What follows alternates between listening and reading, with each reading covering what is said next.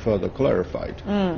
Is there specific terms, or are there specific terms, according to you, Mr. Xie, in Hong Kong, as to how these goals will likely to be achieved? Of course, we're all expecting some detailed information coming up about, complementing this guideline coming from different ministries, different government organizations. But at this moment, are you seeing a clear path or roadmap toward the goals? Well, as you said, 2020 is not a long time. It's only 5 years from now. And as you also correctly said, the currently announced guidelines did not really, provide a lot of specifics. But if we were try to look at, the kind of roadmap that the government would like the SOEs to go after, number one, it would be, a separation of the two categories of enterprises that you already mentioned, commercial versus social welfare. Second is, for the commercial enterprises, it's very clear that the government will expect these enterprises to continue to increase its productivity, to improve its governance, and also to become an attraction for the very best and qualified professionals to go into this organization to help manage these organizations. So I think the expectations are quite clear in terms of direction. The specifics are have not been provided yet. All right, and here's the issue, because many that have been studying the document have been raising the question. Earlier, back 2 years ago, there were specific documents coming out suggesting from the party and also from the government that the market is going to play a decisive role in China's style of the market economy. And now this is being once again mentioned. But many have also asked the question about the role of the market and the role of the party, the role of the Chinese Communist Party in this guideline. Professor Liu, what is your understanding when it comes to this quite crucial part? Yeah, I think there has been lots of mixed interpretations over this issue. And because right now this is the Chinese characteristic that the organizations are ruled by the Chinese Communist Party, and to effect really the change and to ensure the smooth operation of those, say, the regulation and rules, and I think the party are playing in two very important roles. One is to select the right people, particularly those who are loyal to the Communist Party, and those who are professionals, and those who are clean. And in the meantime, there is going to be a lot of resistance to implement these changes, because lots of interest groups have already been entrenched in those SOEs. So to make sure that they are going to follow this and to carry out the general direction set forth by this guideline, I think the party still plays a very important role. Professor Huo, of course, a follow-up question to what Professor Liu just said, if you want to comment about it. And then also, it is being stated in the guideline that the party is going to be, or rather the governing organization coming from the party and the government is going to play more role in managing the capital of the SOE rather than the specific management of each and every SOEs. How do you read these lines? Well, it used to be the party is responsible for the human resources part. Now, as you mentioned, that the party is maybe without governing the capital part. But I don't think the difference between human resources or the capital is that important. I think what's important is the word market that you mentioned previously. As my interpretation, whenever I hear market, my direct association would be competitiveness. So that's really the key role for the market. That is, whenever we see a SOE reform, we want to have a SOE that is competitive enough. So whatever is going to keep its competitiveness, whether it's a party, whether it's a government, whether it's God, I don't mind. What's really important is if that works. So in China's case, I think we have a very long historical traditions. That's whatever is necessarily involved to keep the competitiveness, it should be. What is the things that should be involved to keep the competitiveness, at least according to you, Professor? Oh, okay. If you want to compare China's case with, say, Singapore, that's obviously two different type of social systems. Singapore doesn't have this historical planning long period of time. But China, remember, we have 30 years of planning, and then after that, 30, 35 years, sort of decentralizations and reforms. It's necessarily the political system, the social system. We're all looking forward to a very strong party leadership. I see. Interesting. Mr. Xie, what is your interpretation? First of all, about the role of the market, the role of the party, and also the crucial question, probably in a reflection of exactly how much market is going to play a role, the mixed ownership reform indicated by the guideline. Well, China is quite unique in the sense that the party still plays a pretty important roles in almost all aspects of life in the country, and therefore, at least in this current version of the guidelines, the role of the party in the enterprises, in a way, is still quite prevalent. But at the same time, I think it's quite clear from the guidelines that the party is actually retracting a bit for the enterprise. The professor said one thing about the human resources. I have to a little bit disagree, because right now the senior people from the so-called enterprises, state-owned enterprises, are assigned by the party.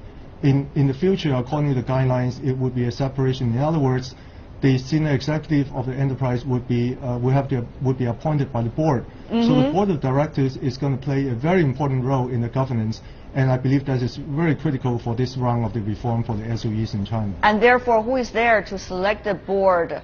And what are the qualities of the board members, of course, are all detailed, important questions to be asked. I'm sure some of the detailed regulations coming out later should deal with some of this. But what about mixed ownership? There has been a lot of talk about reform SOEs, mixed ownership being a big part of it. What is your reading of the percentage of this? Mr. Xie. You're addressing to me? Yes. Yeah. I think mixed equity ownership is going to be very critical, in particular in the competitive enterprises, in other words, the commercial enterprises. The form and shape of the mixed equity sort of ownership will probably need to play out a little bit in terms of the specifics, but the direction, I believe, is very clear. In other words, there should be new equity investors coming from the private sector, both including the Chinese private sector as well as, in my view, the foreign investors as well. But there will be other forms of state assets or investors that will be coming in as well to provide probably a broad variety of representation in the equity ownership in the mixed equity enterprise. Right. Professor Huo, here's the issue. Whether we talk about mixed ownership, whether we talk about the market to play a decisive role, there's always the issue of speed.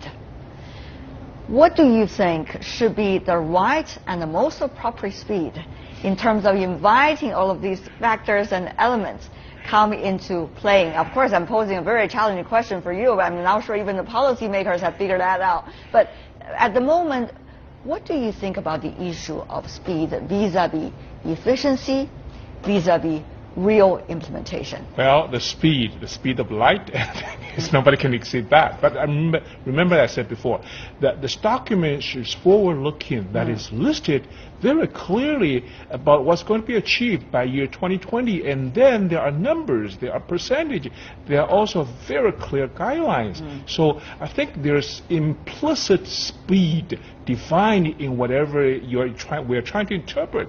For me, 2 years down the road, 3 years down the road, I can look back and say what we have achieved. And 5 years down the road, here's the final exams. Here I'm going to give a grade. Then I have a better document to compare with. So in a way, the speed is going to be pretty fast. Remember, there's only 5 years left.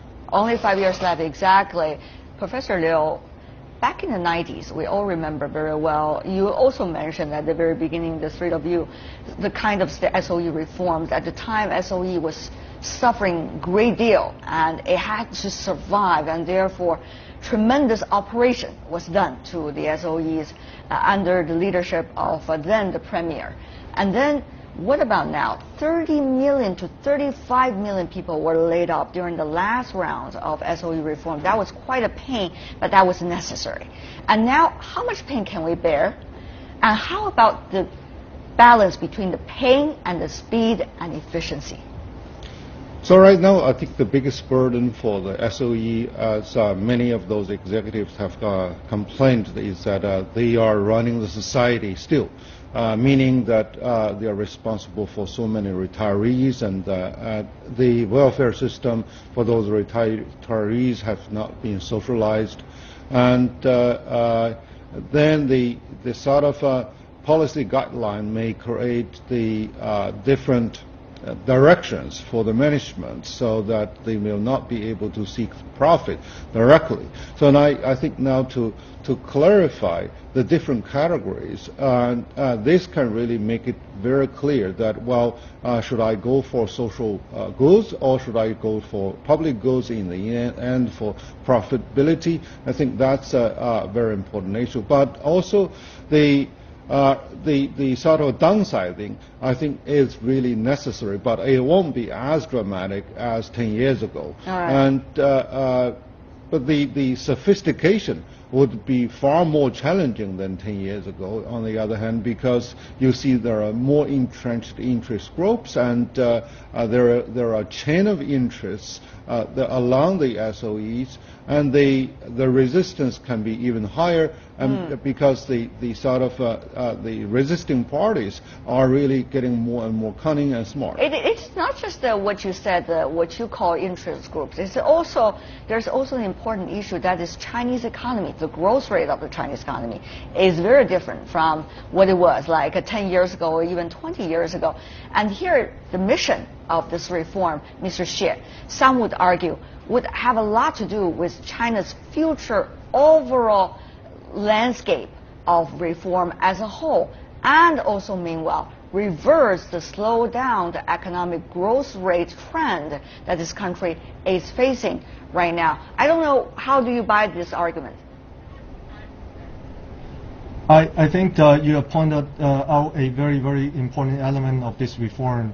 Basically, what we're seeing, in the Chinese economy is that, on one hand, we have the rapid rise of the private sector, that the entrepreneurship is, in a way, is thriving across many industries in China.